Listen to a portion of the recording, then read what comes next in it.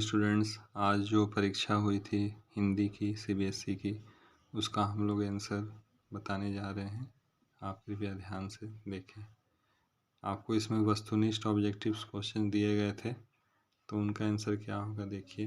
पहला क्वेश्चन जो है, आपको बहुविकल्पी प्रश्नों के सर्वाधिक उपयुक्त उत्तर वाले विकल्प चुनकर लिखिए। एक पद्यांश दिया गया था, तो उसका आंसर देखिए क्या होगा।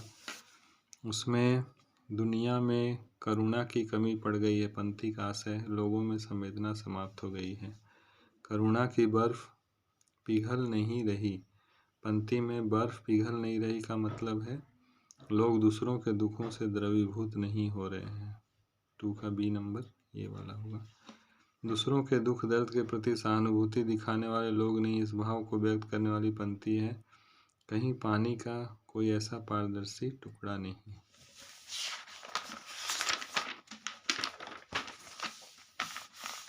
इसके बाद, सूरज के ताप में कहीं कोई कमी नहीं, न चंद्रमा की ठंडक में, पंक्ति के माध्यम से कवि कहना चाहते हैं कि प्राकृतिक उपादानों में सहज करुणा की भावना है। इस समय समस्त विश्व को आवश्यकता है करुणा की। फिर पद्यांश आपको दिया गया, अगर कोई स्टूडेंट इसे बनाए हैं तो इसका आंसर देखें। किस तरह झुकना जीवन के सामान्य कार्य व्यवहार का हिस्सा नहीं है, ताकतवर के सामने सिर झुकाना। चापलूस की आत्मा झुकने से आप क्या समझते हैं? अपने लाभ के लिए खुशामद करने वाले द्वारा आत्मसम्मान को छोड़ दिया जाना। शब्दों को पढ़ने के लिए आंखों के झुकने में किस प्रकार का भाव है? ये आत्मालोचन का भाव है। फिर इसके बाद, ताकत और अधीनता की भाषा बाहर भी होते हैं, शब्दों क्रियाओं के कई अर्थ पद्यांश से इस कथन का क्या आशय है? निम्नलिखित कथनों को पढ़कर उचित विकल्प का चयन कीजिए। तो इसमें ख और ग आंसर होगा। शब्दों और क्रियाओं को बरतना मनुष्य के जितना का अधीन है, हम चाहें कोई भी हमें वैसा करने को बाध्य नहीं कर सकता जिससे लज्जित एवं अपमानित होना पड़े। इस कविता में प्रयुक्त अर्थ एवं अभिप्राय का तात्पर्य, अर्थ का मतलब आशय है और अभिप्राय का मतलब लक्ष्य है। फिर इसके बाद जो है, आपको एक गद्यांश दिया गया था और इसके आंसर्स क्या हैं। कोलकाता में बहने वाली किन किन नदियों का उल्लेख अनुच्छेद में हुआ है? हुगली, गंगा, कुल्टी गंग। गद्यांश आधारित निम्नलिखित कथनों को पढ़कर सही विकल्प का चयन कीजिए। तो इसमें कथन क और ख सही है। हुगली नदी में जलस्तर ज्वार और भाटे के अनुरूप ऊपर नीचे होता रहता है। कुल्टी गंग कोलकाता के पूरब में बहती है। कुल्टी गंग में गिरने वाला कोलकाता का मैला पानी उतना दूषित क्यों नहीं होता है? इसमें नदी में गिरने से पूर्व खेतों और तालाबों से उपचारित होता है।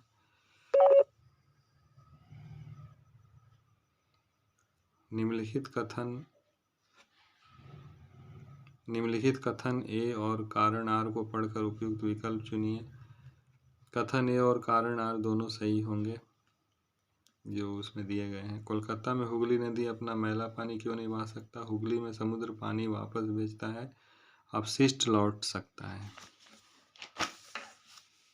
रचना के आधार पर वाक्य भेद, इसमें आंसर देना है। जो झूठ बोलते हैं उनका कोई सम्मान नहीं करता।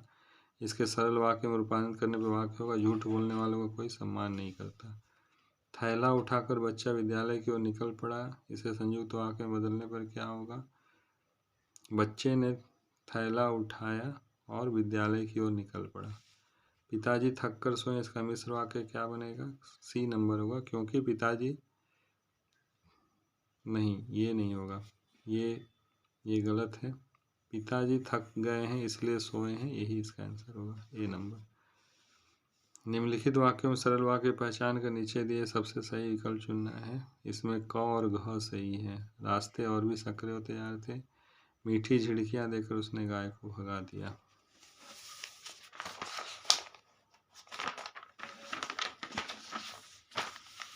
फिर इसमें आपका जो है ब नंबर सही है।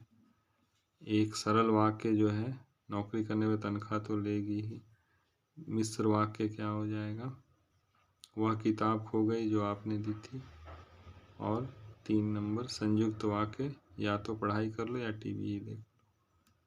ठीक है। वाच्य पे आधारित है। निम्नलिखित कर्मवाच्य का उदाहरण रवि द्वारा नाटक में भाग लिया गया। मोहम्मद रफ़ी द्वारा यह गीत गाया गया। इसे कर्तृवाच्य में बदलना है। मोहम्मद रफ़ी ने गीत गाया। निम्नलिखित वाक्यों में भाव वाच्य का वाक्य है राम से आया नहीं जाता। मैं यह भाषा नहीं पढ़ सकूंगा। वाक्य को कर्मवाच्य में बदलने पर क्या होगा? मुझसे यह भाषा नहीं पढ़ी जा सकेगी। फिर डी नंबर में आ जाइए। पहला का स है, इसमें कर्तृवाच्य। चलो यहाँ से चले, कर्मवाच्य है। ब है, पुलिस द्वारा चोर को पकड़ा गया। भाववाच्य है, पक्षियों से उड़ा जाता है। फिर इसमें आ जाइए, जल्दी से जाकर दुकान से दूध ले आओ। दुकान क्या है? जातिवाचक संज्ञा है, स्त्रीलिंग है, एक वचन है, करण कारक है। लेकिन ये जो है गलत है। आंसर होगा दुकान जातिवाचक संज्ञा है, स्त्रीलिंग है, एक वचन है, आपादान कारक है। करण कारक बहुतों ने ये आंसर दिया, लेकिन ये गलत है। आंसर होगा आपादान कारक। शाम को चलेंगे। वाक्य में रेखांकित पद का परिचय क्या होगा? अकर्मक क्रिया है, भविष्यत काल, पुल्लिंग, बहुवचन, कर्तृवाच्य। किस व्यक्ति से मिलना है? ये क्या होगा? सार्वनामिक विशेषण, पुल्लिंग, एक वचन, व्यक्ति विशेषण। लड़की के साथ दो और लोग आने वाले हैं। इसमें संबंध बोधक अव्यय, लड़की संज्ञा का संबंध वाक्य के दूसरे हिस्से से जोड़ने वाला। फिर इसमें आ जाइए, अरे अ का क्या हो जाएगा? पहला अचरज सूचक है, अरे तुम कब आए, अचरज सूचक। ब का सावधान, आगे सड़क पे गड्ढा है, चेतावनी सूचक है। छी कैसी बदबू है, ये है घृणा सूचक, इसमें आदि बोधक। फिर इसमें अलंकार से रिलेटेड है, आगे नदियाँ पड़ी, घोड़ा कैसे उतरे पार, राणा ने सोचा इस पार, तब तक चेतक था उस पार, अतिशयोक्ति अलंकार है। को घटी, ये वृष भानुजा के हलधर के वीर, श्लेष अलंकार है। फिर इसमें जो है उत्प्रेक्षा अलंकार है, चमचमात, चंचल नयन, बीच घूंघट पर, पटचीन, मनहूस, सुचरिता, विमल, जल उछलत जुगमिनी।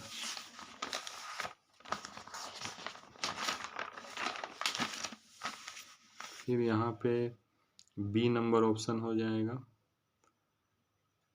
हेम कुंभले उषा सवेरे भारती ढुलकाती सुख मेरे, मानवीय कर्ण अलंकार, इस तरह से। हरिमुख मानो मधुर मयंक, ये उत्प्रेक्षा अलंकार हो जाएगा। पानी न उबरे मोती मानुष चून, ये श्लेष अलंकार हो जाएगा।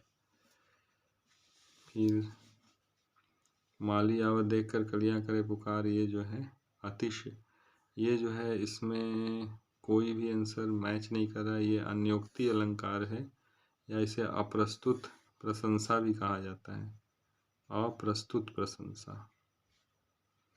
तो इसमें आप देख लीजिए इसमें क्या होगा, क्योंकि ऐसा आंसर तो दिख नहीं रहा है। इसमें भाइयों की गतिविधियों का दायरा, घर से बाहर रहने, बहनों की सीमा, घर पे होने, क्या अभिप्राय? लड़कों को पूरे संसार की आज़ादी थी, तो लड़कियां घरों के दायरे में सीमित।